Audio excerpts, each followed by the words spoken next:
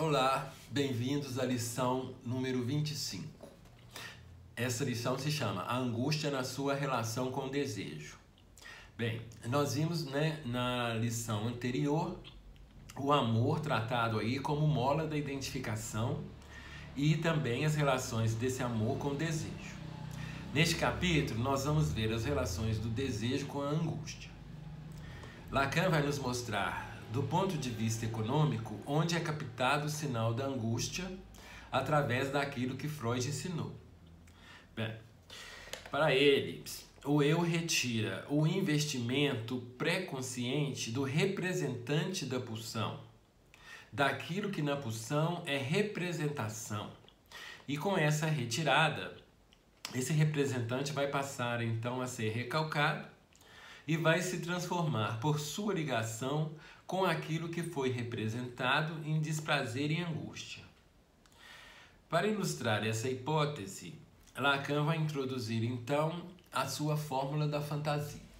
Bom, para quem não conhece a fórmula da fantasia de Lacan é sujeito dividido, pulsão, que é este losango, e A. Aqui, A ainda não tem todas essas conotações do objeto causa de desejo que Lacan desenvolve posteriormente. E ele traz, então, esse A, ele faz muitas ligações desse A com o pequeno outro com o qual o sujeito se identifica e a imagem, desse pequeno outro. Tá, então, vamos ler aqui agora, na página 440, segundo parágrafo. No que diz respeito ao nosso objetivo, vamos levá-lo desde logo ao ponto nevrálgico de nossos problemas. Já disse o bastante sobre isso para que vocês suspeitem que a fórmula da fantasia, sujeito, punção A, deve ter algo a ver com o momento dessa orientação em que estamos. E onde a fantasia não é apenas formulada, mas evocada, aproximada, acossada de todas as maneiras. Para compreender a necessidade da fórmula, é preciso saber que nesse suporte do desejo, as funções respectivas dos dois elementos e sua relação funcional não podem de modo algum ser verbalizadas por nenhum atributo que seja exaustivo, motivo pelo qual devo lhes dar o suporte de dois termos algébricos e acumular em torno delas as características que estão aí em jogo. Então essa fórmula da fantasia aqui, ela é o suporte do desejo. E Lacan está dizendo que não há nenhum atributo que possa ser exaustivo para explicar o sujeito e nem o objeto A.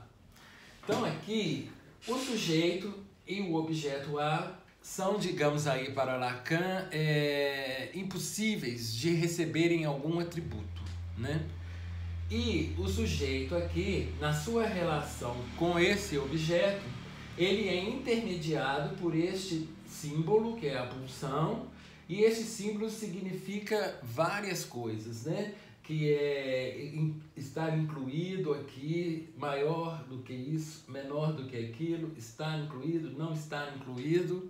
Em suma, esse símbolo representa todas as possibilidades lógicas da linguagem. Eu acho que Lacan, no meu modo de ver, esse símbolo representa exatamente a questão da linguagem aqui como ponto de mediação entre o sujeito e o objeto A, sendo que nenhum atributo aqui que se refere à estrutura da linguagem pode ser aplicado nem ao sujeito e nem a esse objeto, ok? Agora vamos ler então na página 440, no segundo parágrafo. Ainda aí na página 440, no segundo parágrafo. O sujeito tem relação com Fedem do sujeito. Fedem é desaparecimento dele mesmo, O sujeito tem relação com o seu desaparecimento.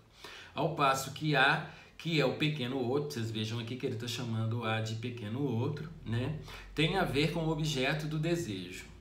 Então, assim, ele tem mais a ver com o objeto do desejo do que com o pequeno outro, na realidade. Mas isso é algo que vai ser desenvolvido pelo ensino de Lacan a posteriori. Essa simbolização já tem por efeito mostrar a vocês que o desejo não comporta uma relação subjetiva simples com o objeto.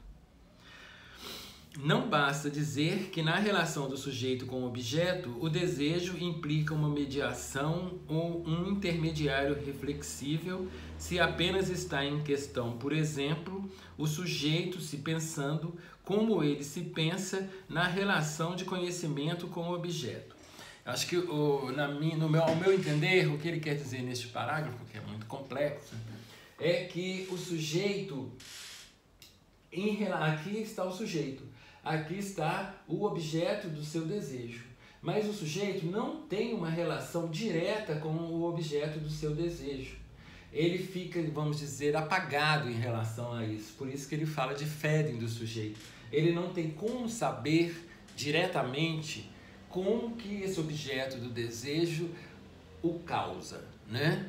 Então, essa reflexão entre um e outro diretamente, ela é impossível. Ela só é aqui, ela é intermediada, essa reflexão, pela que a questão, né, das funções lógicas da linguagem. Mas essas funções lógicas da linguagem não são suficientes para poder fazer essa reflexão entre o sujeito e a causa do seu desejo.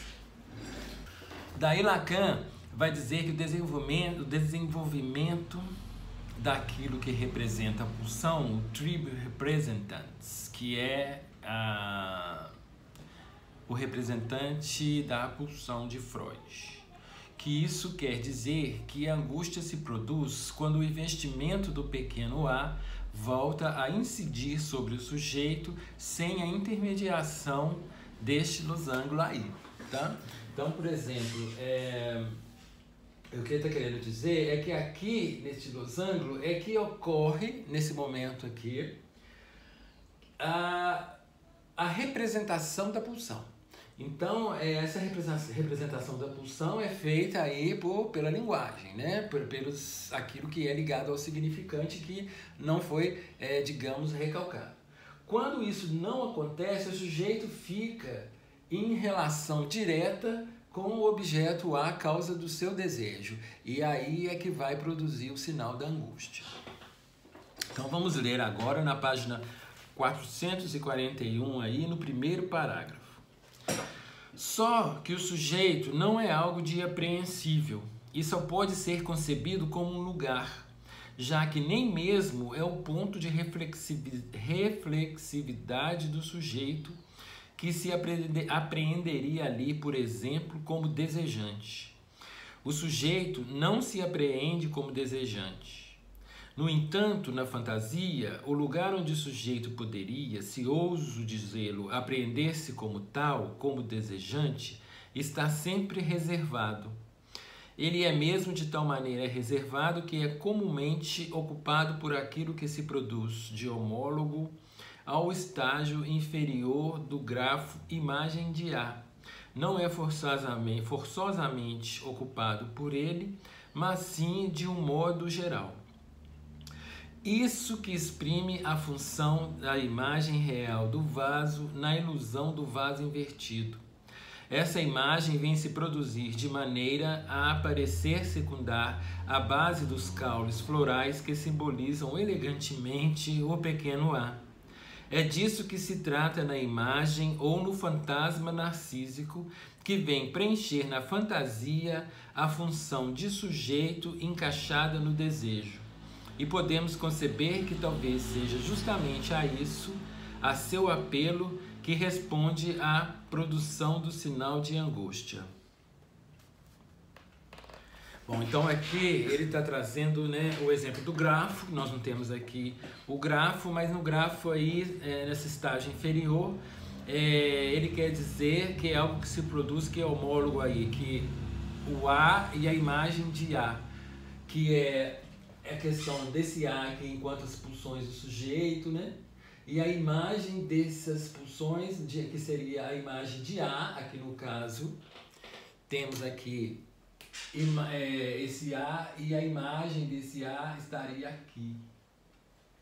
Em relação às pulsões.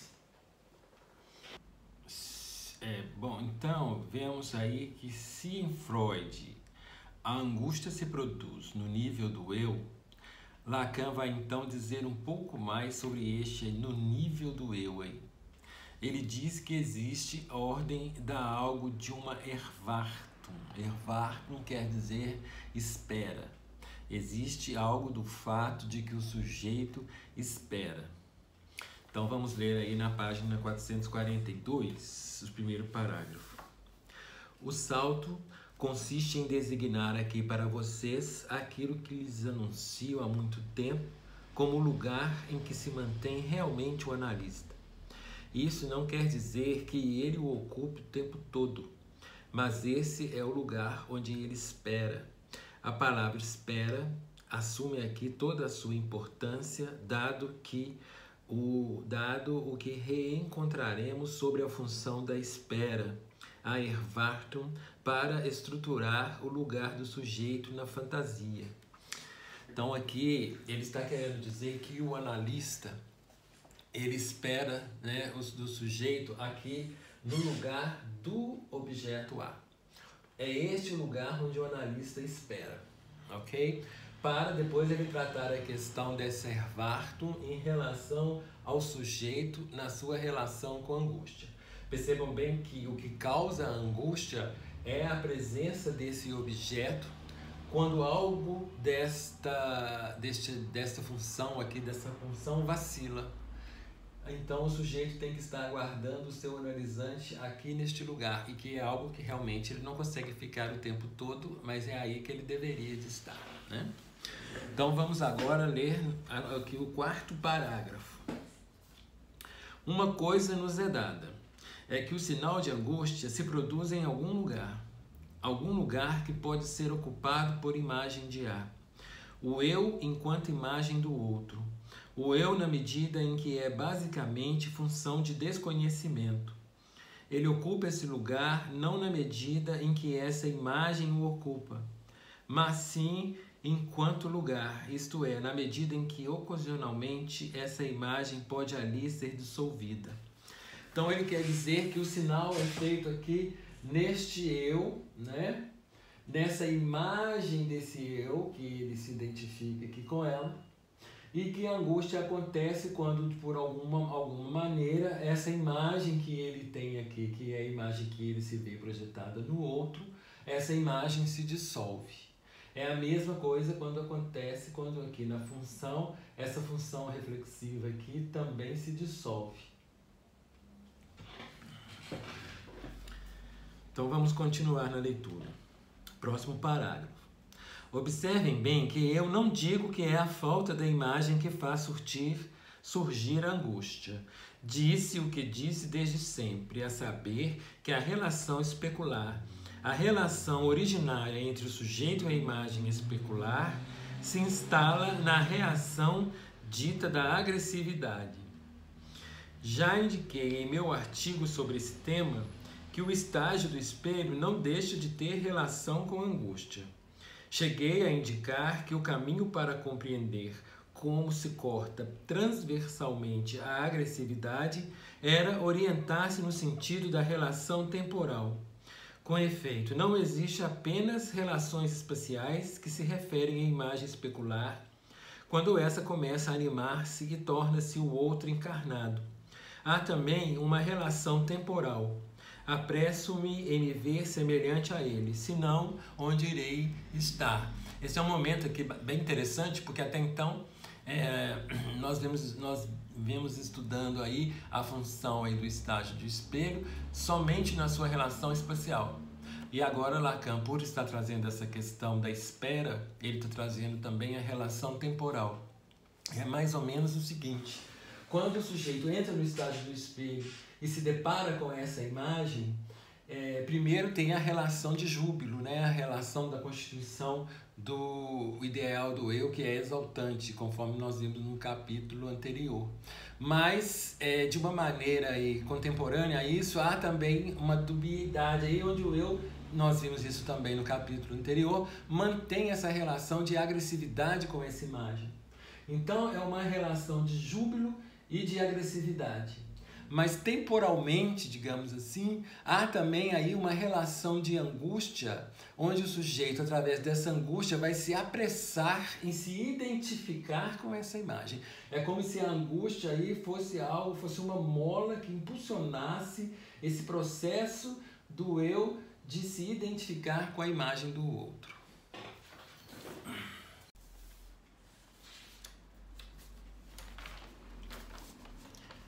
Bom, então, temos aí uma função da pressa, né? Como Lacan escreveu no seu sofisma sobre o problema dos 3 prisioneiros. Essa pressa faz com que o homem se precipite em sua semelhança ao homem, onde o sujeito se precipita na sua identificação com a imagem do pequeno outro refletida no espelho. Mas essa pressa não é angústia. Para que a angústia se constitua, ela precisa estar relacionada com o nível do desejo. É o que ele desenvolve plenamente aí no seu seminário sobre a angústia, né? A angústia é constituída na posição do sujeito em relação ao desejo do outro. O outro aí com O maiúsculo. É do alter ego, é do outro que constitui seu eu, que o sujeito pode receber o sinal dessa angústia. Vamos ver aqui um exemplo disso, no último parágrafo da página 443. Vocês me ouviram há muito tempo adverti-los quanto aos perigos do altruísmo. Desconfiem, disse a vocês explicitamente, das ciladas do Mitleid, da piedade, daquilo que nos impede de fazer mal ao outro. A pobre garota. Por isso, case-se com ela, ficando ambos aborrecidos por muito tempo. Estou esquematizando. Apenas se é por simples humanidade que os põe em guarda contra os perigos aí desse altruísmo. Isso não quer dizer que este seja o último recurso. E é nesse ponto, aliás, que não sou diante do X com quem estou falando na ocasião, o advogado do diabo que o traria de volta ao princípio de um saudável egoísmo e que o desviaria dessa tendência bastante simpática que consiste em não ser malvado. É que, de fato, o precioso Mitleid, o altruísmo, não passa da cobertura de uma outra coisa. E vocês vão observar isso sempre, sobre a condição, todavia, de estarem no plano da análise. Então ele vai trazer aí o exemplo de do caso de um obsessivo, né? Então vocês vão perceber aí, interessante, como que essa piedade aí tem algo do que ele disse no capítulo 23 sobre o amor e a culpa. O obsessivo se sente sufocado pelo desamparo e o que ele não quer tocar na sua imagem do outro, do pequeno outro com o qual ele se relaciona, é a sua própria imagem. Se ele não preserva essa imagem como intocável, o que vai surgir aí é a angústia. Então vamos continuar aqui, lendo o segundo parágrafo. E a angústia diante do quê? Não diante do outro onde ele se mira, aquela quem chamei há pouco de a pobre garota, que só o é na imaginação dele, pois ela é sempre muito mais dura do que vocês possam acreditar. Ele tem angústia diante da própria garota enquanto há, não a imagem de si mesmo, mas como o objeto do seu desejo. Então é interessante aqui a gente observar como que essa imagem que o sujeito tem de si projetada no outro funciona como um envoltório do objeto A, que causa o desejo e que guarda essa imagem que, quando não é preservada, o objeto se apresenta aí causando angústia do sujeito. Então é mais ou menos o seguinte, é como se no obsessivo ele visse projetado nesse outro, que é a pequena garota, uma imagem que ele não pode tocar. Porque se ele tocar nessa imagem, né, ela vai se desfazer e esse objeto aqui, representado aqui pelas flores, né, que é o objeto A, ele vai aparecer a nu aí, causando a angústia do sujeito. Então vamos continuar na leitura aqui, terceiro parágrafo.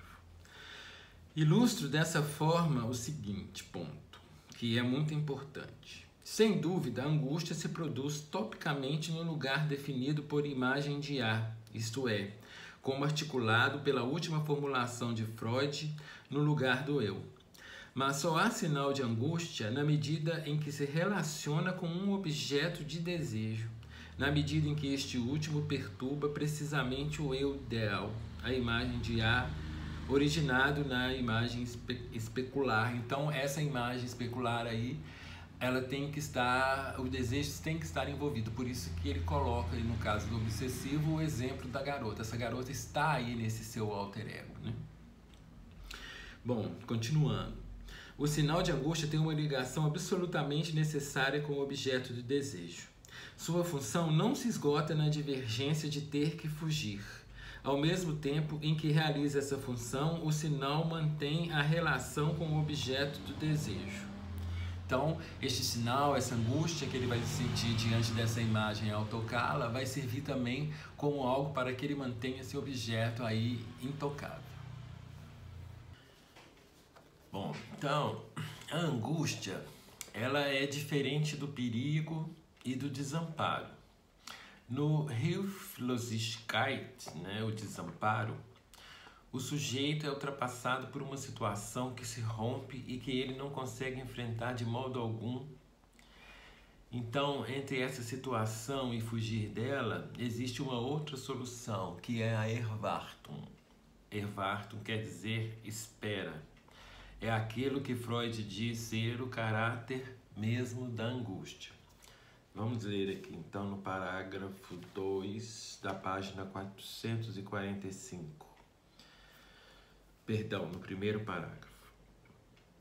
No Hilflosigkeit, o desamparo, o sujeito é pura e simplesmente transtornado, ultrapassado por uma situação eruptiva que não pode enfrentar de modo algum. Entre isso e empreender a fuga que, para não ser aqui teórico, o próprio Napoleão considerava a verdadeira solução corajosa quando se tratava de amor, existe uma outra solução, e é o que Freud nos indica, sublinhando na angústia seu caráter de Erwartung. Aí está a característica central, o fato de que possamos fazer dela, secundariamente, a razão de fugir é uma coisa, mas não é este o seu caráter essencial. Seu caráter essencial é o Erwartung, e isso é o que designo a vocês ao dizer-lhes que a angústia é um modo radical sobre o qual é mantido a relação com o desejo. Quando esse objeto do desejo aí desaparece, ou a imagem do eu projetada no pequeno outro se dissolve, né? Permanece o que resta, que é essa Erwartung. Então, aqui o sujeito estando diante dessa imagem do outro, né, que ele ama aí, se essa imagem se dissolve, o que permanece é uma angústia, só que aquilo lá que está dizendo é a angústia no seu caráter essencial, que é Erwartung, que é uma espera, né? Quando se atinge este ponto, a angústia passa a ser o último modo radical sobre o qual o sujeito continua a sustentar sua relação com o desejo. Desejo do outro, ou o seu desejo. Lembrando que ao final da análise, né, o sujeito precisa atravessar essa espera, né, precisa atravessar essa angústia sem colocar aí uma outra imagem nesse lugar, né, para se libertar desse desejo aí do grande outro e viver o seu próprio desejo. Lacan continua trazendo então algumas maneiras de sustentar a relação com o desejo do outro, levando em consideração o caráter insustentável desse objeto A. E aí ele dá como exemplo, na histeria, o desejo do sujeito, no caso, vai ser sempre um desejo insatisfeito. Na obsessão, vai ser sempre um desejo impossível. ambos são instituídos na impossibilidade de lidar com esse objeto. No caso da fobia, porém, nós vemos que ela serve para sustentar a relação com o desejo sobre a forma da angústia. Então existe aí no caso da fobia uma diferença entre esses dois casos, porque se na histeria e na obsessão esse desejo tem um caráter aí de impossibilidade, na fobia ele tem uma certa sustentação, né? Ele não é impossível, o fóbico realiza o seu desejo prevenido, de alguma maneira, né? Vamos ler aqui então na página 446, aí no segundo parágrafo. Segundo parágrafo.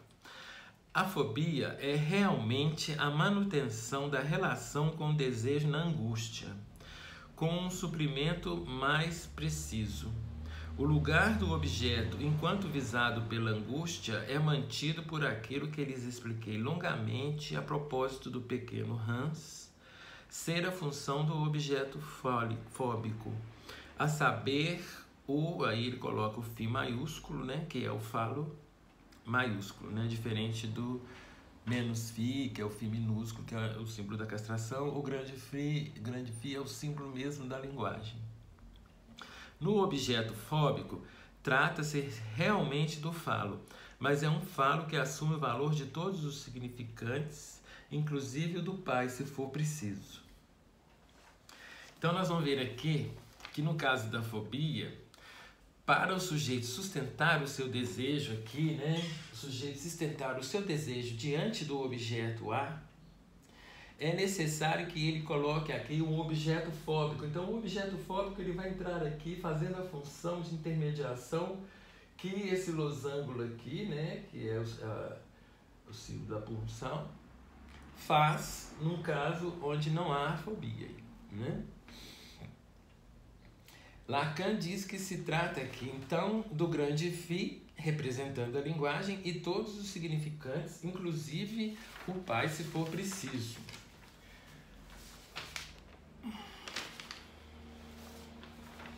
Então, vamos ler aqui agora, continuando a ler aqui no próximo parágrafo, né? O que é notável no caso do pequeno Hans é, ao mesmo tempo, a carência e a presença do pai. A carência sobre a forma do pai real e a presença sobre a forma do pai simbólico invasor. Se tudo isso pode ocorrer no mesmo plano, é que o objeto da fobia tem a possibilidade infinita de manter uma certa função em falta ou deficiente, que é justamente diante do que o sujeito sucumbiria se não surgisse naquele lugar a angústia. Então, a falta, né, desse pai aí, desse pai simbólico, desse pai, digamos, que tem uma presença com uma certa autoridade, né, o sujeito fóbico coloca no lugar desse pai um objeto fóbico, ok? Porque se não houvesse esse objeto fóbico aí, ele iria se sucumbir diante dessa angústia. Então vamos ver aqui, diante da possibilidade de uma certa dissolução dessa imagem que cobre aqui o objeto A, o sujeito coloca então um objeto fóbico aqui, nesse lugar, entre ele e esse objeto. E esse objeto então vai fazer a função aí do pai real, que era carente e não conseguia exercer o seu papel de autoridade, como foi o caso do pai do Hans, deixando a criança diante da presença de um pai simbólico invasor. Esse pai simbólico invasor seria aí um pai simbólico, mas que causaria efeitos imaginários de invasão, né, no caso da criança. Então, o medo do cavalo era para Hans o limite que ele tinha para lidar com a presença desse desejo desse grande outro. É um desejo prevenido, mas sustentado diferentemente da impossibilidade que ocorre de se sustentar isto, como é o caso que Lacan deu aqui da histeria e da obsessão. Então nós vamos ver então que a função de sinal da angústia, ela serve para advertir sobre alguma coisa, né? Serve para alertar sobre algum perigo interno ao sujeito. E esse perigo é sempre o de que sua relação de dependência ao desejo do grande outro se desfaça. Então vamos ver aqui na página 447, no segundo parágrafo, né, os alertas que Lacan vai fazer aí aos analistas de como se comportar diante da angústia dele e de seus analisantes. O que isso pode querer dizer no plano onde tento mantê-los este ano? O plano sincrônico que não oferece as facilidades da diacronia. Que a angústia de vocês já tenha sido amplamente superada na análise anterior de vocês não resolve nada, pois o que se trata de saber é em que estatuto atual vocês devem estar, vocês mesmos, quanto ao seu desejo, para que não surja de vocês na análise não apenas o sinal de angústia, mas a própria angústia, na medida em que, se ela surge, está pronta para se transportar para a economia do seu sujeito. E isso à medida que ele está mais adiantado na análise, isto é, na medida em que ele vai buscar a via de seu desejo no nível desse grande outro que vocês são para ele.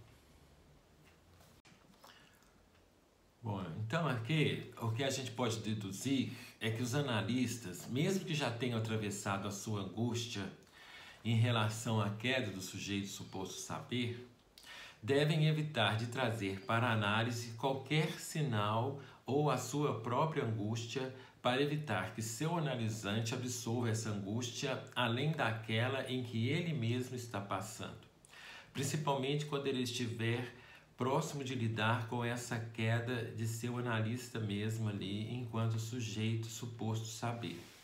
Lembrando então que Lacan diz que a angústia é um sinal que vem de um alter ego, certo?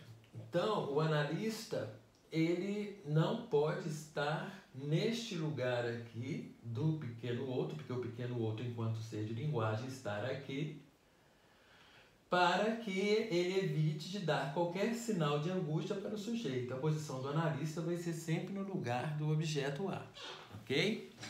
Então vamos dar um salto aqui até a página 449, no segundo parágrafo. Trata-se de abrir uma senda, e já que estamos engajados nisso, vamos continuar colocando uma questão insidiosa. O que deve ser a versagem da análise? Bom, a versagem é a recusa, né? Então, o que deve ser a recusa da análise? O que a análise deve recusar ao analisante? Nesse ponto, francamente, eu não lhes disse muito, mas pergunto a vocês, não será isso a fecunda versagem da análise? Que o analista recuse ao sujeito a sua angústia, a dele analista, e deixe nu o lugar onde ele é convocado como o outro a dar o sinal de angústia. Então é exatamente isso que eu disse. Aqui é o lugar onde ele é convocado como um pequeno outro para dar sinal de angústia para o sujeito. Então, novamente, né, repetindo aí, porque isso é muito importante, a posição do analista é sempre a posição aqui do objeto na análise. Então, vejamos aqui perfilar-se aquilo que já lhes indiquei da última vez, dizendo-lhes que o lugar puro do analista, na medida em que podemos defini-lo na e pela fantasia, seria o lugar do desejante puro. E o lugar do desejante puro é o lugar do objeto A. Bom, então Lacan vai dizer aqui que esse sinal de perigo interno ao sujeito é o mesmo que o perigo interno ao bando. E isso porque Lacan vai fazer aqui, né, ele fez na página anterior, uma menção em relação aí à diferença entre o bando dos animais e o bando dos homens, dizendo que o que distingue o bando humano e o bando animal é que no caso do homem, o inimigo do bando é ele mesmo. Então, no exemplo que Lacan diz aqui, né, sobre o bando, é que um animal aí funciona como sentinela para o seu grupo. Se há aí alguma ameaça para esse grupo, ele vai dar esse sinal e o grupo todo vai fugir. Só que no bando humano, esse sinal é interno e o modo de lidar com ele é bem mais complexo, né? E isso faz com que o bando humano seja o inimigo do próprio homem. Vamos ver aí como é que isso funciona. Vamos voltar aqui à página 448, no terceiro parágrafo. O animal social, no momento em que foge ao sinal que lhe é dado pelo animal de sentinela ou outro, é o bando. O ser falante, este é essencialmente falta a ser, surgida de uma certa relação com o discurso, surgida de uma poesia, se quiserem. Essa falta a ser, o sujeito não pode preenchê-la. Já lhes indiquei isso, se não por uma ação que, vocês percebem isso melhor no contexto deste paralelo, assume facilmente, assume talvez radicalmente, sempre um caráter de fuga adiante. Então aí, ele está dizendo mais ou menos o seguinte, pelo que eu entendo, né? O perigo interno do sujeito é o mesmo perigo interno ao bando. E que isso se deve à originalidade da posição do desejo como tal. Isso porque o desejo, ele emerge para preencher essa falta a ser do sujeito. Se o ser é falante, ele é essencialmente falta a ser. Vai sempre faltar alguma coisa. Nunca haverá uma ação que possa preencher essa falta. Senão a ação que tem o caráter de fuga sempre para frente. Então, quer dizer, para o sujeito lidar com essa falta constituinte, essa falta que é o seu próprio desejo, ele vai ter sempre uma ação de seguir em frente em relação ao seu bando, né? E isso, o bando humano não quer que o sujeito empreenda essa ação de fuga para frente, porque a realidade deste bando é a única das certezas acumuladas pela adição de uma série de ações anteriores. Então essa nova ação do sujeito de ir aí à frente do seu bando, de deixar de querer ser diferente desse bando, né? De fazer essa ação de diferença, ela vai ser sempre mal recebida, né? Então vamos ler aqui no último parágrafo aqui, nessa mesma página. É isso que nos permite situar corretamente, isto é, de uma maneira que recorta a experiência, o fato ainda assim surpreendente e, no entanto, sempre mais ou menos evidente da pequena elevação de angústia que se produz cada vez que se trata realmente do desejo do sujeito. Perceba que aqui ele está dizendo do desejo do sujeito e não do desejo do outro. Estamos aqui ao mesmo tempo no cotidiano e no essencial, no ponto vivo, na raiz de nossa experiência. Se a análise não conseguiu fazer com que os homens compreendessem que seus desejos, em primeiro lugar, não são a mesma coisa que suas necessidades, e, em segundo lugar, que o desejo apresenta em si mesmo um caráter perigoso, ameaçador para o indivíduo, que se esclarece pelo caráter evidentemente ameaçador que ele comporta para o bando. Pergunto-me, então, para o que a análise terá servido. Então essa é uma parte interessante, né? Porque Lacan traz aí uma compreensão muito bacana da questão de o desejo do sujeito ser sempre uma ação para frente que vai divergir do bando, né? E o bando, quer dizer, os outros aí, né, da sociedade que o sujeito vive, estão acondicionados numa situação de mais de necessidade do que de desejo. Quando o sujeito tenta ser autêntico, isso vai lhe causar angústia, né? Porque está sendo diferente dos outros. E esse sinal de angústia, a angústia é um sinal porque ela vem, porque no bando está aqui o acúmulo de todas as ações que já aconteceram, né?